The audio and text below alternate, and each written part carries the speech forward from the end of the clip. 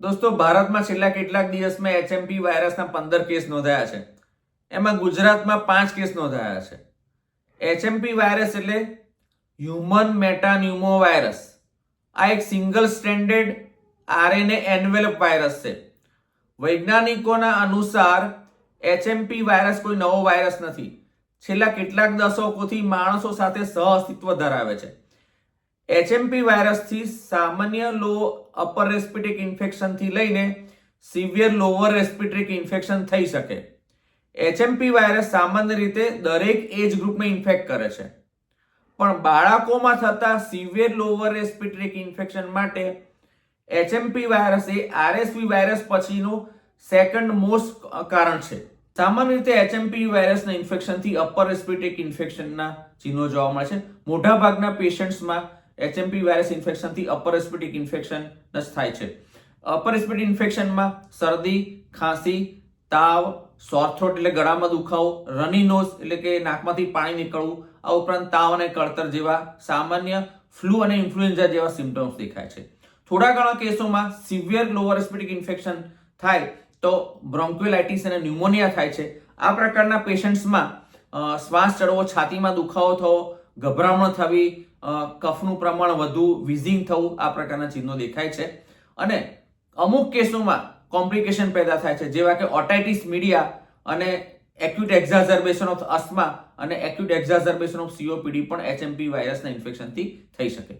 HMP વાયરસના diagnosis માટે the confirmative test છે quantitative RT PCR test.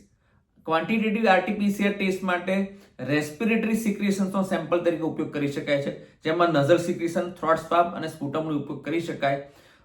RT-PCR ટેસ્ટથી viral લોડનું quantification પણ કરી શકાય છે અને આ ઉપરાંત મલ્ટીપ્લેક્સ આરટી-પીસીઆર કિટ યુઝ કરીને કન્કમિટન્ટ અધર વાયરસીસનું પણ ડાયગ્નોસિસ કરી શકાય છે. આ ઉપરાંત સિરોલોજિકલ ટેસ્ટમાં એલાઇઝાનો ઉપયોગ કરી શકાય. તેમાં સીરો કન્વર્ઝનથી ડાયગ્નોસિસ કન્ફર્મ કરી શકાય છે સિરિયલ સેમ્પલના ટેસ્ટથી, અથવા તો 4 ટાઈમ જો સીરો ટાઇટર વધે સિક્વન્શિયલ સેમ્પલ્સમાં તો પણ ડાયગ્નોસિસ કન્ફર્મ થઈ જાય છે. આ ઉપરાંત રેપિડ એન્ટીજન ટેસ્ટ અને ઇમ્યુનોફ્લોરોસન્સ ટેસ્ટનો પણ ઉપયોગ કરી શકાય.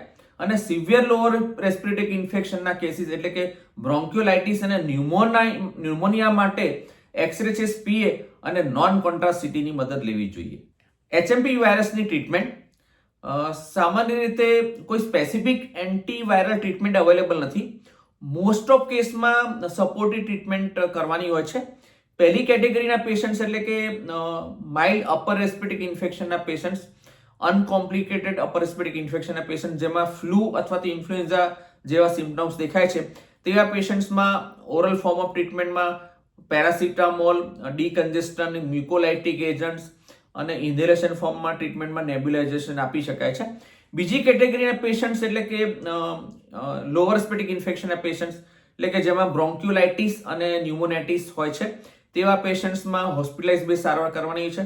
તેમાં આઈવી પેરાસિટામોલ અને સપોર્ટિવ ટ્રીટમેન્ટમાં મ્યુકોલાઇટિક એક્સપેક્ટોરન્ટ અને ડીકન્જેસ્ટન્ટ્સ પ્લસ નેબ્યુલાઇઝેશન ફોર્મમાં ટ્રીટમેન્ટ કરવાની હોય છે. ક્યારેક જો હાઇપોક્સેમિયા થાય તો ઓક્સિજન સપ્લિમેન્ટેશન કરી શકાય છે.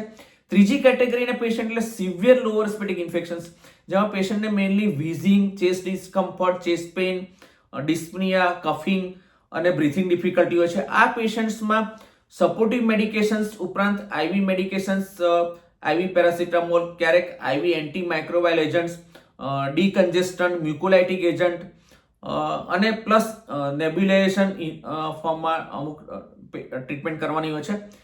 આ પેશન્ટ્સને જો હાઇપોક્સેમિયા થાય તો મિકેનિકલ વેન્ટિલેશન્સની પણ જરૂર પડી શકે છે. અને ચોથી કેટેગરી એટલે કે ઇમ્યુનો કોમ્પ્રોમાઇઝ પેશન્ટને જો એચએમપી ઇન્ફેક્શન થાય તો તેને આઈવી અથવા તો ઓરલ અથવા તો ઇન્હેલેશન ફોર્મમાં રિબાવિરિન આપી શકાય. Natural course of duration of disease almost uncomplicated upper respiratory ઇન્ફેક્શનમાં 10 થી 10 દિવસનો હોય છે અને મોટાભાગના પેશન્ટ્સ 10 દિવસમાં રિકવર થઈ જાય છે. એચએમપી વાયરસનું ટ્રાન્સમિશન કન્ટામિનેટેડ સિક્રેશન્સથી થાય છે, ખાસ કરીને સલાઇવા, ડ્રોપલેટ્સ અને લાર્જ પાર્ટિકલ એરોસોલના ટ્રાન્સમિશનથી બીજા વ્યક્તિ સુધી વાયરસ ફેલાય છે. વાયરસના ફેલાવો અટકાવો થતા કરવા માટે શું કરવું જોઈએ? તો હાલ કોઈ વેક્સિન કે એન્ટીવાયરલ પ્રોફાઇલેક્ટિક થેરેપી અવેલેબલ નથી. સ્ટ્રિક્ટ ઇન્ફેક્શન પ્રોટોકોલ અપનાવવાના રહેશે અને સસ્પેક્ટેડ પેશન્ટને આઇસોલેટ કરી શકાય. પર્સનલ લેવલ પર વાયરસના ઇન્ફેક્શનથી બચવા શું કરવું જોઈએ? તો ખાસ કરીને ઘરની બહાર નીકળો ત્યારે માસ્ક પહેરવા જોઈએ.